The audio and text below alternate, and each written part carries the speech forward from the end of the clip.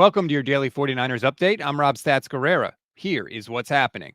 Before he began the bye week, Kyle Shanahan stopped by the studios at KNBR and gave an update on what he expects the 49ers to do before Tuesday's trade deadline.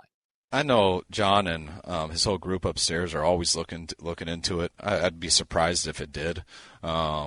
But if we ever find something that we think's going to help us this year and not hurt us for the future, I mean, we are always for that. I always hope that we can find something like that. But that's why you don't see it a lot of places, because the answer isn't always a good answer out there. It's just sometimes doing something to just do something, and we won't do that for that reason.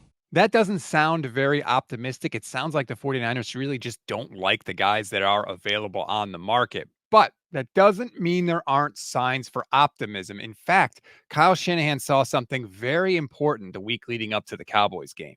I feel like we did find a little bit of a different edge last week, and not in terms of playing harder. I don't question our guys and how hard they play, how important it is to them as individuals and stuff, but it's finding that collective energy of how important every little moment is. And I'm talking about Monday all the way up to kickoff, and the preparation and every step and walkthrough, just to be so deliberate in what you do and to really have that urgency and that desperation on how every single game, no matter what it is, primetime, division, the first game of the year, the last game of the year, but to have that true to be truly desperate to where you're giving it everything you have and you can't think about anything else.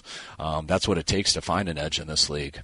And if you don't find an edge like that, that's truly genuine, it's such a fine line on how you win and lose games. And I think that's something we've found year in and year out.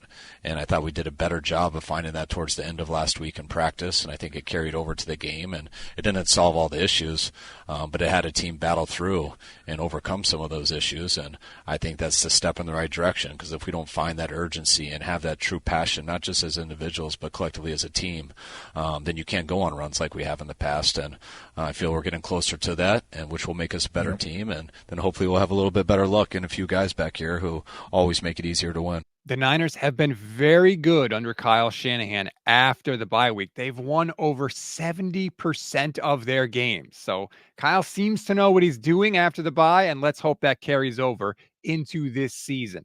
Before we move on, one last one. I played grumpy Kyle Shanahan yesterday because he didn't want to take the team photo. Let's play happy Kyle Shanahan now. Apparently, he really likes Halloween. I was actually so pumped. It hit me that we have Halloween off, and I love dressing up and going around with the kids and no one knowing who you are and just having a mask on, and I love it. And so I was telling them how excited I was to go with them this year. And then my daughter who's a junior in high school looked at me. My son who's a freshman in high school looked at me, and they're like, "Dad, we're not going out on Halloween. What do you think?" And I was like, "Oh, dang." And then I looked to my sixth grader and I was like, "Well, I still got to go with you, right?" And she's like, "Dad, that's kind of dorky for you to come with me. I'm going to be hanging out. You can hang off in the distance." And I kind of got a face on me, and my older daughter actually felt bad for me. She's like, "I'll go with you." I'm like, "I don't need a pity party, guys." But I really would like to dress up and go trick-or-treating, but I guess we're going to have to think about having another one. I am here for it, Kyle Shanahan. Halloween is the best holiday. There are no gifts. There are no family obligations if you don't want any. You get to wear costumes and you get candy.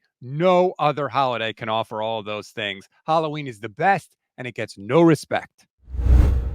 We always give you one thing to read, one thing to watch, and one thing you might have missed. One thing to read on this Wednesday: Matt Barrow's Minutia Minute column in The Athletic is packed with good signs for the offense. If you want to find out what those are, click the link in the description of this episode. One thing to watch: if you are still giddy after the win over the Cowboys, check out Johnny Dell's film breakdown. He goes through the good and the bad, but again, there are things to be happy about going forward, and it's worth diving into those. I will put the link in the description of this episode. One thing you may have missed: tragic news struck the 49ers this week as Mooney Ward announced the death of his 2-year-old daughter on Instagram.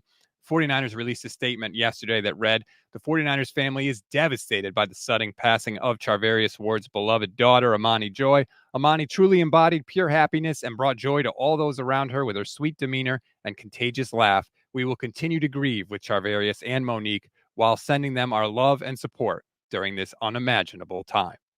That's a wrap on today's 49ers in 5. Please rate, review, and follow the Gold Standard Podcast Network wherever you get your audio pods. Like and subscribe to the YouTube channel as well. Try to enjoy your Wednesday, everybody. Hug your loved ones. I'm Rob Stats Guerrera. We'll talk later today.